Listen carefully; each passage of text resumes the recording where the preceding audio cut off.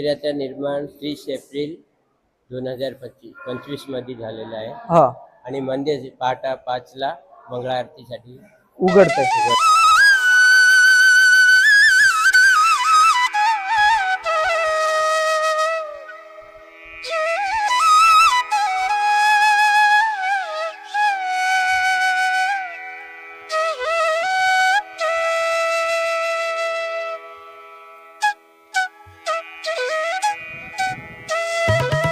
तर नमस्कार मित्रांनो, मिस्टर DS या यूट्यूब चॅनलमध्ये मी देविदास शेळके तुम्हा सर्वांचं मनापासून स्वागत करतो.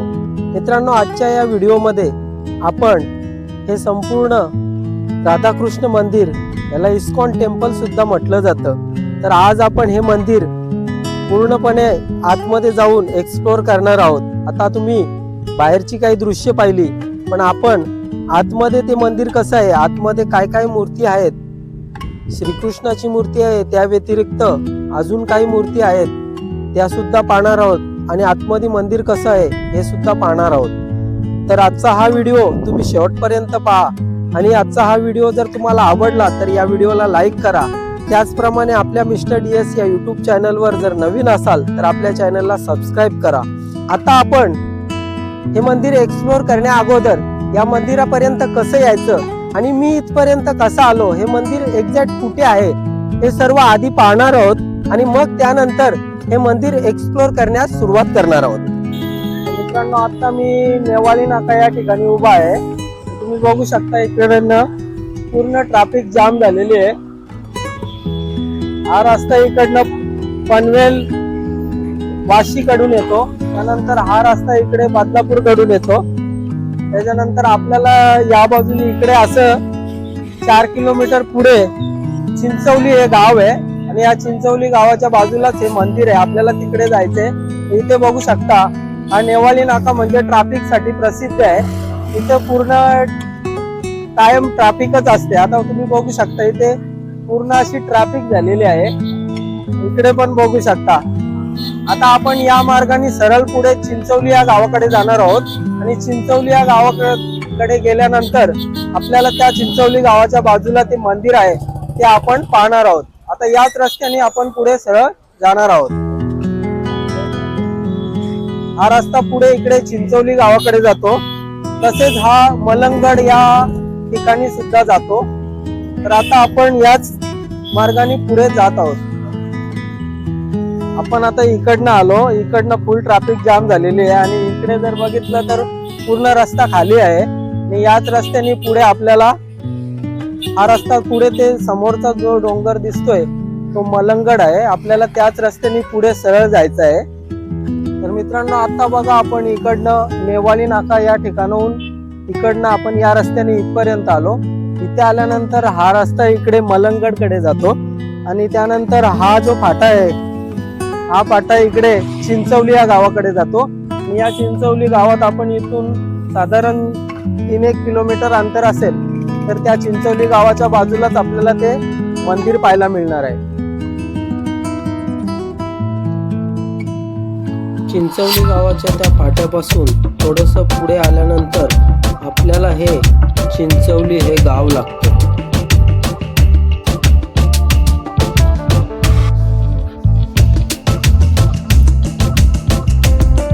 चिंचवली या गावापासून थोडस पुढे आल्यानंतर आपल्याला इथून डावीकडे वळण घ्यायचं आहे.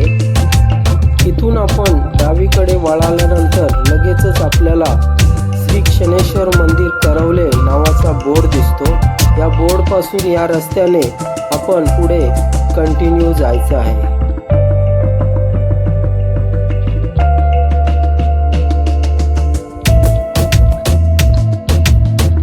थोडस पुढे आल्यानंतर आपल्याला इथे एक छोटासा एक पूल लागतो आणि या पुलाच्या समोरच आपल्याला राधाकृष्ण मंदिर दृष्टीस पडतं.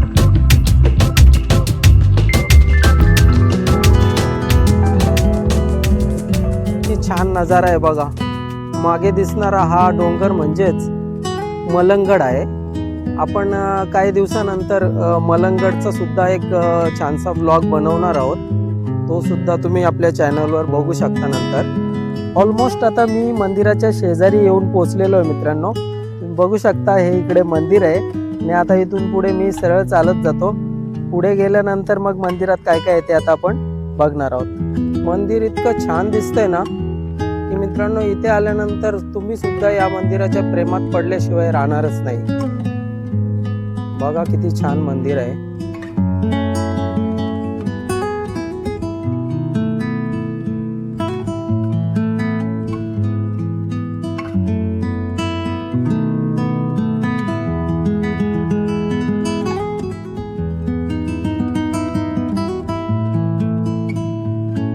इकडे मंदिर आहे आणि इकडे जर बघितलं तर इकडे एक गोशाला सुद्धा आहे.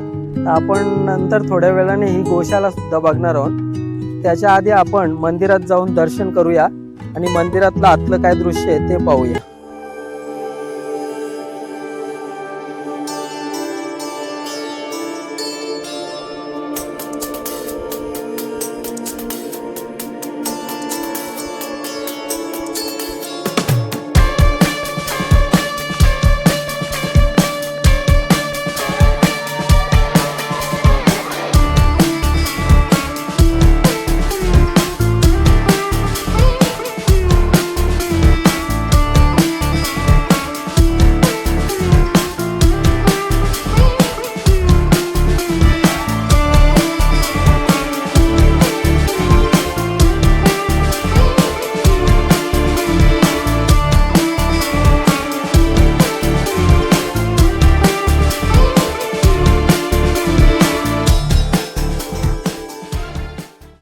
इकडे मंदिर आहे. आपण जेव्हा या मार्गाने इकडनं इथे येतो त्यानंतर आपल्याला पहिल्यांदा इथे हा नळ दिलेला आहे. या नळावर आपण येऊन आपले हातपाय स्वच्छ करून मग आपण या मंदिरात इकडनं प्रवेश करायचा आहे.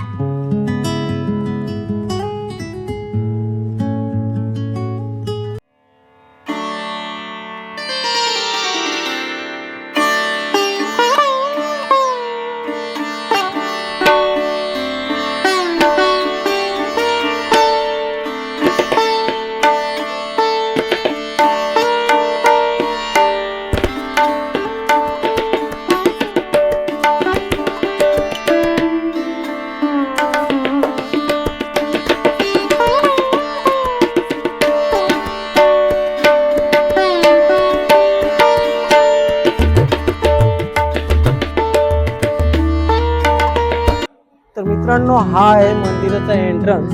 आता इथे जर आपण बघितलं तर या पायऱ्यांनी आपण मंदिरात आतमध्ये प्रवेश करतो आणि मंदिरात आतमध्ये आपल्याला गेल्यानंतर समोरच श्रीकृष्णाच्या काही मूर्ती पाहायला मिळतात. आता आपण आतमध्ये जाणार आहोत. तत्पूर्वी आपण मंदिराची जी एंट्रन्स आहे ते कसं आहे ते पाहूया. मंदिराचे एंट्रन्स जर बघितलं तुम्ही तर इकडे वर असे मोराच्या प्रतिकृती कोरलेल्या दिसतात. त्याच्यानंतर हे कोरीव खांब आहेत. या दोन्ही खांबांवर कमलाच्या फुलाची डिझाईन साकारण्यात आलेली आहे. त्यानंतर या पायऱ्यांवरून आपण वर गेलं की मंदिरात प्रवेश करण्याआधी आपल्याला मंदिराच्या दोन्ही बाजूला, या प्रवेशद्वाराच्या दोन्ही बाजूला भगवान विष्णूंच्या चक्रगदाधारी मूर्ती पाहायला मिळतात. त्यानंतर बाजूला ह्या ज्या खिडक्या पाहतो आहोत आपण, त्या सुद्धा सुंदर अशा कोरीव काम केलेल्या दिसत आहेत. त्यानंतर हे मंदिर एक मजली आहे. वर सुद्धा एक मजला आहे, त्यावर सुद्धा काही प्रतिमा कोरलेल्या आहेत आतमध्ये. त्या सुद्धा आपण आता आतमध्ये जाऊन बघणार आहोत.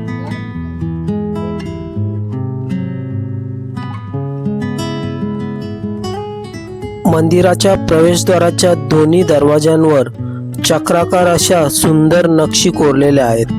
या प्रवेशद्वारातून आपण आत गेलं की समोरच आपल्याला भगवान श्रीकृष्णाच्या मूर्तींचं दर्शन होतंय. आता आपण अगदी समोर जाऊन त्या मूर्ती पाहणार आहोत.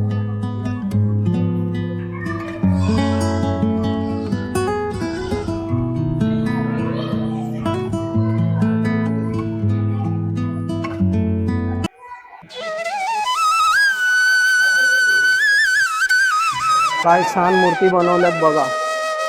सुंदर अशा प्रतिकृती आपल्याला भगवान श्रीकृष्ण राधा यांच्या इथे आपल्याला दिसत आहेत. सुंदर असं नक्षीकाम केलेलं आहे आणि खूप छान अशी सजावट केलेली इथे पाहायला मिळते आपल्याला. त्यानंतर या मूर्तींसमोर मार्बलच्या खांबांनी सुंदर अशी गॅलरी तयार करण्यात आलेली आहे. खूप छान असं बघण्यासारखं मंदिर आहे.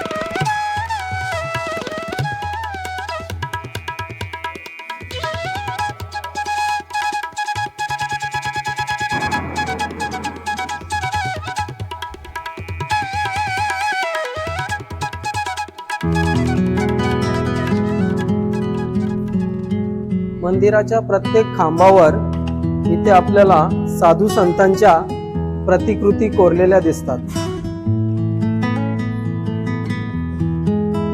इथे या भिंतीवर श्रीकृष्णांची एक पेंटिंग्स पाहायला मिळते.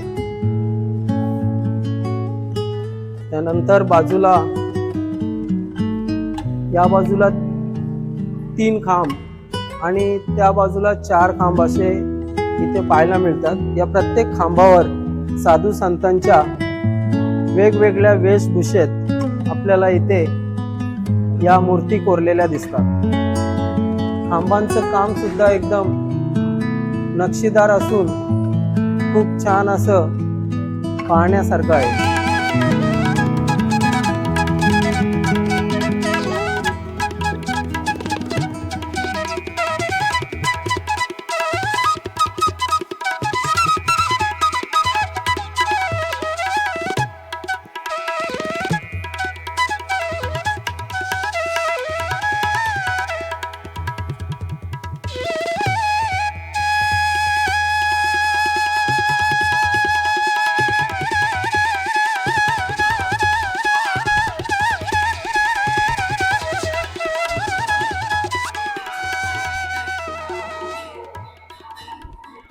मंदिरात या ठिकाणी या हॉलमध्ये बसून आपण श्रीकृष्णाच्या भक्तीत तल्लीन होऊन जप आराधना करू शकतो.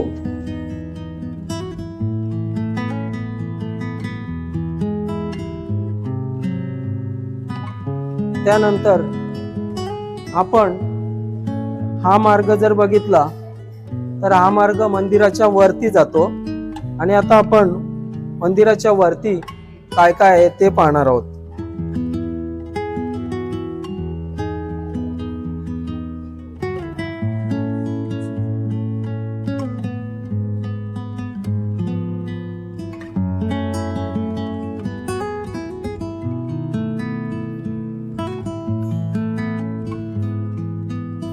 मंदिराच्या वरच्या बाजूला आल्यानंतर आपल्याला भिंतींवर श्रीकृष्ण राधा यांचे श्रीकृष्ण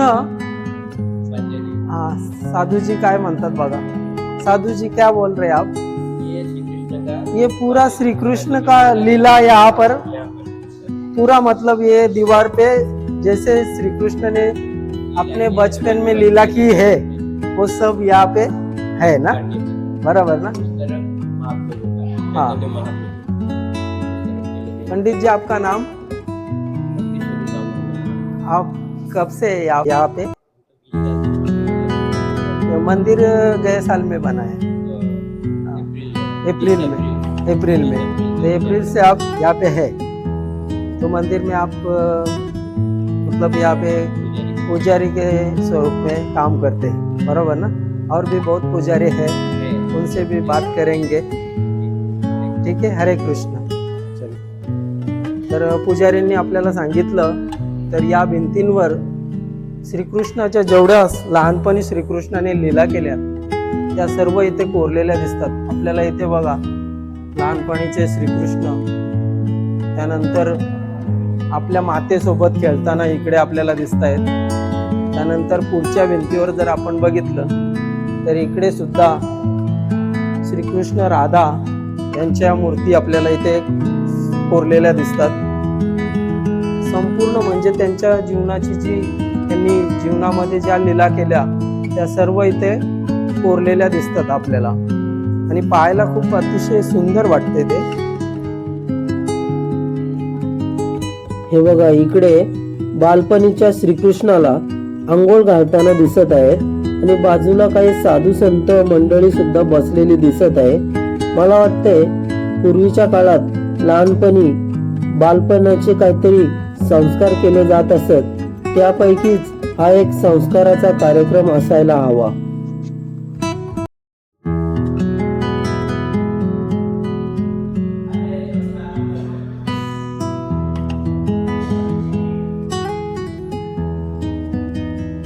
खूप सुंदर अशा कलाकृती या भिंतींवर कोरलेल्या दिसत आहेत. खूप छान, म्हणजे खूप मनाला प्रसन्न करणाऱ्या ह्या कलाकृती इथे आपल्याला पाहायला मिळतात. बघा, इथे सुद्धा काही कलाकृती आहेत. त्यानंतर इकडे सुद्धा साधू संतांच्या कलाकृती आहेत.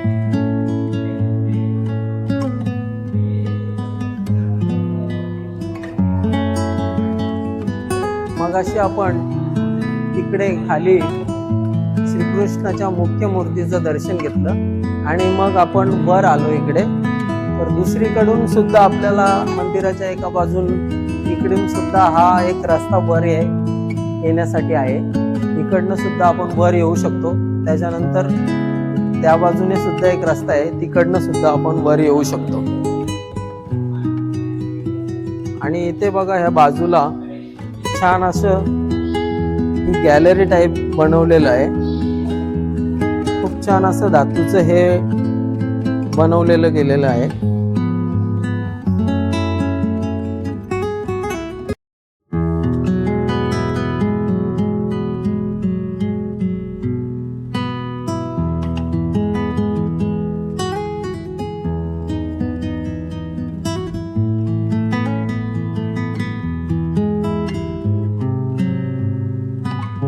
मंदिराचं संपूर्ण बांधकाम हे मार्बलचं आहे. तुम्ही बघू शकता, खूप छान अशा खिडक्या वगैरे दिलेल्या आहेत व्हेंटिलेशन साठी. इकडे पण एक छोटी खिडकी आहे. खूप छान असं मंदिर बनवलं गेलं आहे. इथे तुम्ही आल्यानंतर मित्रांनो, या ठिकाणी तुम्हाला शांतता, म्हणजे 100% शांतता मिळणार. त्याच्यामुळे कधीतरी या ठिकाणी या मित्रांनो, आणि या ठिकाणी भगवान श्रीकृष्णाचं दर्शन घ्या. हे काम किती छान आहे बघा मित्रांनो, धातूचं काम आहे. त्याच्यावर सोनेरी मुलामा दिलाय, जणू काही सोन्याचंच वाटत आहे. खूप छान असं, म्हणजे प्रत्येक वस्तू या ठिकाणची, प्रत्येक म्हणजे जे काही बनवलंय ते एक नंबरच आहे आणि बघणे योग्य आहे सर्व.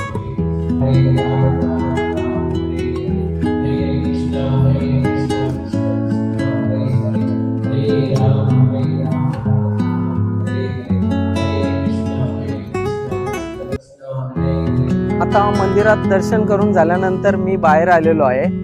त्यानंतर मंदिराची ही मागची बाजू आहे. तुम्ही बघू शकता, हे इकडे मंदिर आहे. मागची बाजू बघा किती छान दिसते. त्यानंतर ही पश्चिमेकडची बाजू आहे आणि इकडे ही पूर्वेकडची बाजू आहे. तर हे मंदिर आहे इकडे बघा. छान असं कोरीव काम केलेलं आहे. मंदिर एकदम खूप छान अशा पद्धतीने बांधलं गेलेलं आहे. तुम्ही बघू शकता.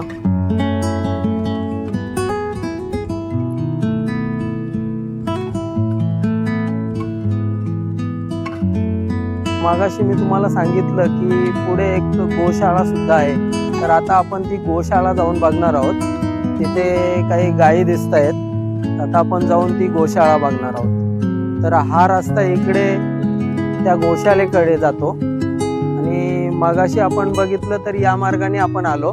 तर तिथून पुढे डावीकडे जर गेलो तर आपल्याला त्या गोशाळेकडे जाता येतं. तर आपण या बाजूने सरळ गोशाळेकडे जात आहोत. तिथे गेल्यानंतर गोशाळा कशी आहे ती मी तुम्हाला दाखवतो.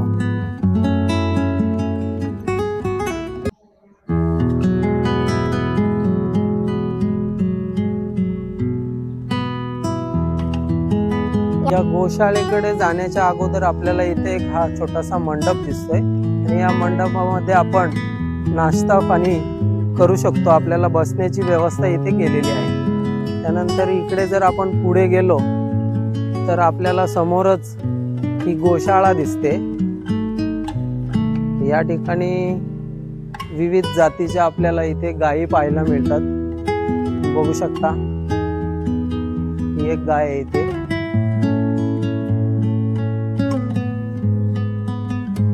हे काका आहेत, त्यांची निगा राखण्यासाठी हे इकडे सुद्धा गायी आहेत. ही एक गाय आहे इकडे.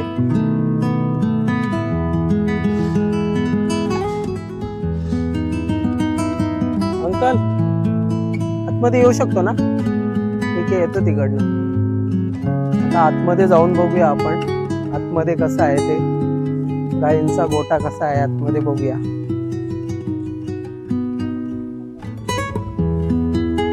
तर हा त्याचा एंट्रन्स आहे इथे.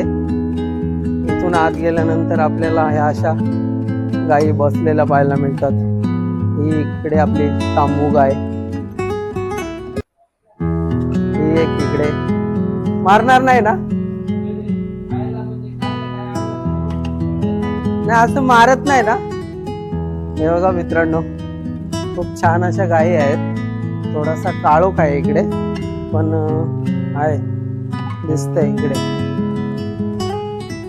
हे बघा किती गायी आहेत इकडे.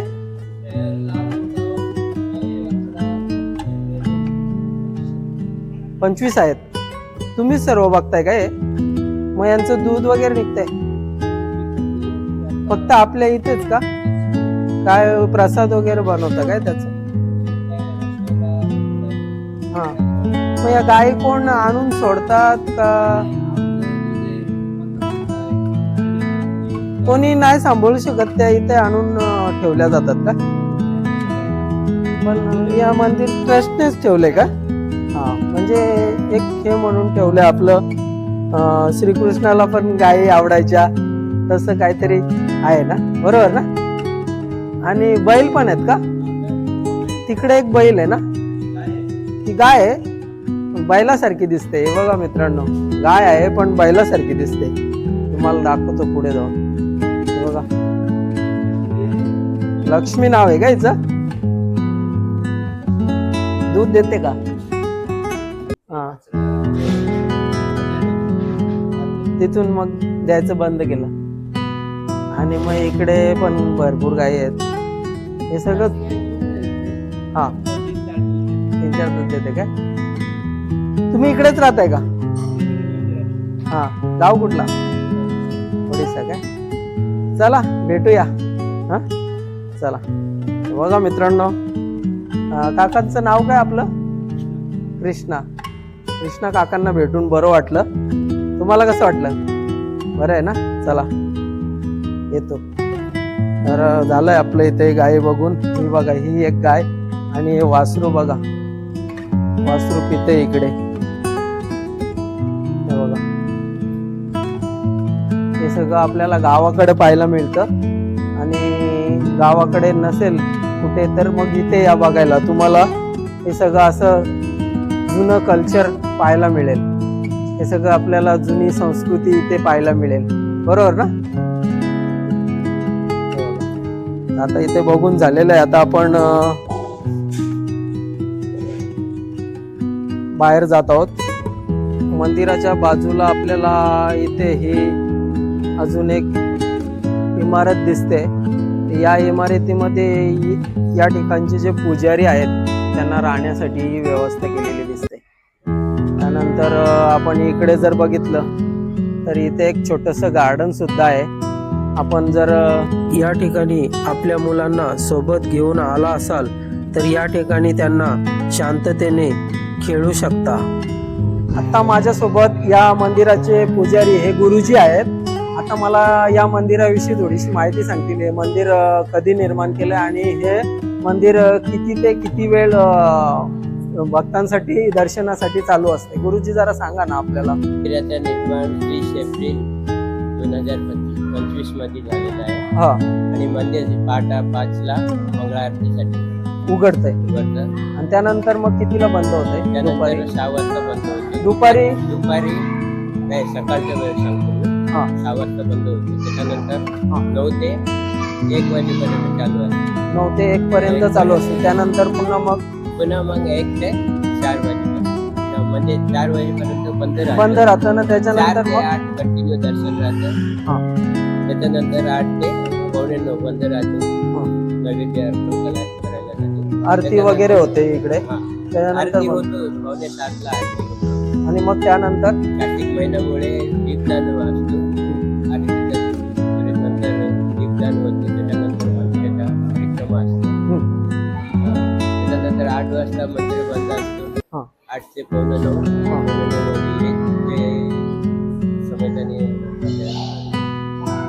बंद राहतं. नैवेद्य अर्पण होतं. नैवेद्य अर्पण होतं आणि मग त्यानंतर पुन्हा 8:45 8:45 9 ते 9 वाजेपर्यंत असतो. त्याच्यानंतर 9 वाजता पुन्हा क्लोज होते. तर बघा आता गुरुजींनी जे सांगितलं त्या वेळेत मित्रांनो इथे या तुम्ही आणि दर्शनाचा लाभ घ्या. त्या जे मधल्या वेळात जे मंदिर बंद असतं त्या वेळेत तुम्ही येण्याचा प्रयत्न करू नका, कारण त्या वेळेला तुम्हाला इथे थांबावं लागेल. त्याच्यामुळे आता जे गुरुजींनी सांगितलं त्या वेळेत येण्याचा प्रयत्न करा. आणि विशेष म्हणजे या मंदिरासाठी एक सूचना आहे. या मंदिरात जर आपण आलो तर आता आपण बघितलं तर इकडे वर काही लाईट लावलेले आहेत. तर विनाकारण काही लाईट चालूच ठेवून काही लोक जातात. तर असं करू नका. जेव्हा आपल्याला त्या ठिकाणी जे काही बघायचं आहे ते बघून झाल्यानंतर त्या लाईट बंद करा. किंवा इथे पंखे असतील तर आपण इथून उठून जातोय तर आपण हे पंखे बंद केले पाहिजेत, कारण हे एक ट्रस्ट आहे आणि ट्रस्टचं कसं लोकांच्या दान धर्मातून हे चालतं. त्याच्यामुळे हे काही पर्सनल प्रॉपर्टी नाही.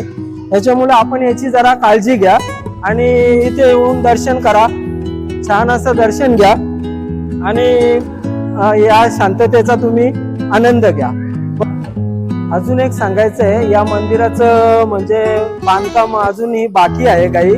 तर मंदिरासाठी जे पण काही देणगी देण्यास इच्छुक असतील तर या मंदिराचं अजूनही चांगलं काम या ठिकाणी होणार आहे असं या ठिकाणचे जे पुजारी आहेत किंवा हे ट्रस्टी मंडळ आहे त्यांच्याकडून माहिती मिळाली. तर या मंदिरासाठी थोडंफार हातभार लावता आलं तर बघा, तर आपल्याला अजूनही चांगलं मंदिर या ठिकाणी पाहायला मिळेल. तर एवढं बोलून मग आता मी पूर्ण बाहेरच्या बाजूला जातो आणि बाहेरचं कसं दृश्य आहे ते दाखवून मग या व्हिडिओचा आपण शेवट करणार आहोत. अशा पद्धतीने आपण आज हे मंदिर संपूर्ण बघितलं मित्रांनो. खूप छान मंदिर आहे. तुम्ही पण इथे येऊन दर्शन घ्या आणि हे मंदिर पहा. तुमचं मन अगदी प्रसन्न होईल. हा मंदिराचा परिसर आहे. खूप छान असं परिसर आहे. मंदिर खूप छान आहे. आतल्या मूर्ती सुद्धा खूप छान आहेत. खूप छान असं बघण्यासारखं आहे. तर मित्रांनो आजचा व्हिडिओ आपण इथेच थांबवत आहोत. हा व्हिडिओ जर तुम्हाला आवडला असेल तर या व्हिडिओला लाईक करा आणि आपल्या चॅनलवर नवीन असाल, अजूनही आपल्या चॅनलला सबस्क्राईब केलं नसेल तर आपल्या चॅनलला सबस्क्राईब करून घ्या. भेटूया नेक्स्ट व्हिडिओमध्ये. तोपर्यंत सर्वांना जय हिंद, जय महाराष्ट्र.